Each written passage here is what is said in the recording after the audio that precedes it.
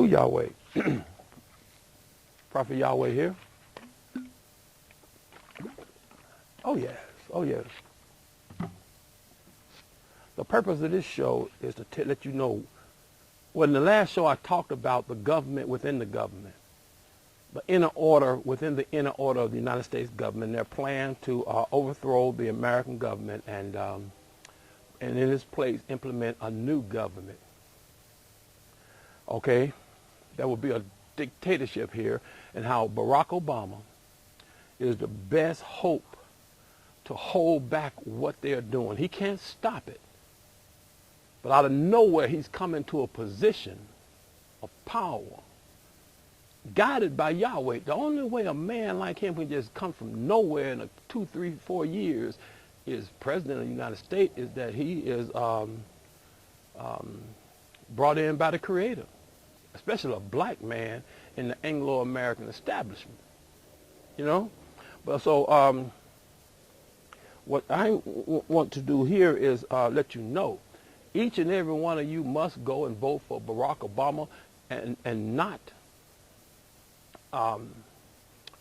McCain.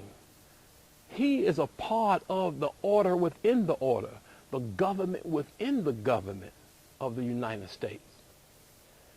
These guys are working according to a plan. Now, I'm not saying that he knows all about it, but he's going along with what this order within the order is suggesting.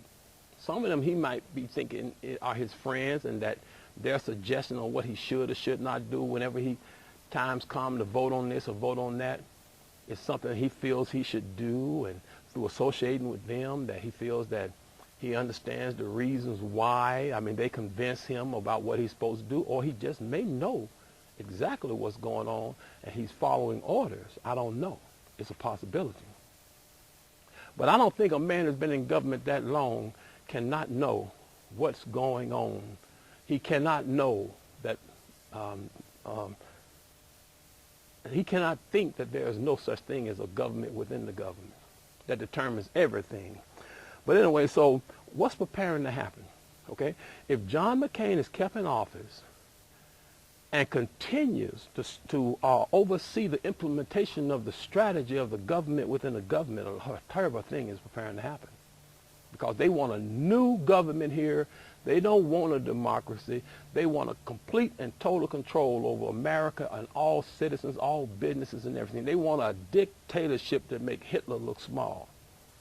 There's a book here called, that I got about a quarter of a century ago, How to Prepare for the Coming Crash by Robert L. Preston. Okay, in here, let me give you an idea of what he says and other people say. And I'm not saying it because they're saying, I'm saying it because it's true. I've done my study. I've even talked with people who are inside the knowledge of this. I mean, deep people. And it coincides with what prophecy says. We'll get into that in a later broadcast about what's going to happen in the Persian Gulf. But anyway, it says here in the opening page, today every American stands on the brink of a personal disaster. His home, his income, his family, even his very life is seriously threatened. The coming crash. A tremendous economic crash is about to destroy the entire financial structure of the United States. The end result will be a depression of a magnitude never before experienced in this nation. Millions of people will be out of work. Millions will starve. Riots, killing, and plundering will sweep this nation. The disease will gnaw its way into the lives of millions more. Cities will become jungles infested with half-starved humans preying upon the weak, the sick, the old, and the defenseless. Everywhere there will be the haunting hunger of the young and the innocent, looking up with hollow eyes, begging, pleading for just a morsel of food, a tiny morsel that is not there to give. This is what the government within the government wants, or some people call them the invisible government, the power brokers, those who control what's happening in Washington, D.C., you know, and those who control what happens with the American currency. They don't care anything about you, me, or our families. These are super smart people, PhD geniuses, and they've been working according to a strategy for decades and centuries in America. They brought it to this to chaos in this country to this point deliberately, and I'm going to show you the documents with Yahweh's blessing where you can see how they've been planning this whole thing all the time. Because what you see in these documents dated many, many, many years ago are, I mean, they're implemented now, and it's a scary time to be living in. That's why you must vote for Barack Obama.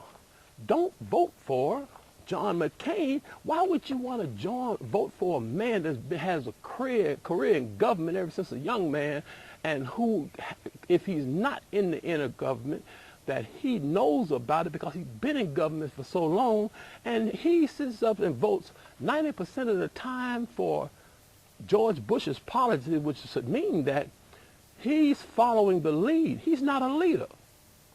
You didn't hear him prior to his presidential candidacy against Obama standing up and shouting against Bush and shouting against the way things are going wrong. You know, he himself admits that. I mean, the record proves he voted for Bush 90% of the time. So, and then when you look in these presidential debates, he's sitting up talking about what all he did here. He did this, he did that, he did this. But you're not thinking. He's talking about what he did in that 10% of the time when he wasn't voting 90% of the time for what had been determined by the government within the government for the direction that America must take. Don't vote for for McCain. In this book and other books, email me. I'll send you the list of them. It says what would happen. Okay. Oh man, this gets deep, man. Oh man. In the section breakdown of major cities, the major metropolitan areas will become totally without law and order. Gangs, roving bands, bound by a common need and feeling of vengeance on society, which has dealt them this cruel blow, will focus the first assault on the external vestments of society, the stores which hold within them the necessities of life, the necessities they are now to be deprived of, not through some fault of their own, but because something went wrong with what they believe was a bad society. They will overpower checkout clerks, take what they want. They will break windows and loot what they want. They will be joined and followed by timid, ordinary, and average people that think, well, everybody else is doing it. If I don't get mine this way, I won't get anything at all. The looting will be everywhere at once, and as the days pass by, more and more average people join in the fray. The police will be utterly helpless.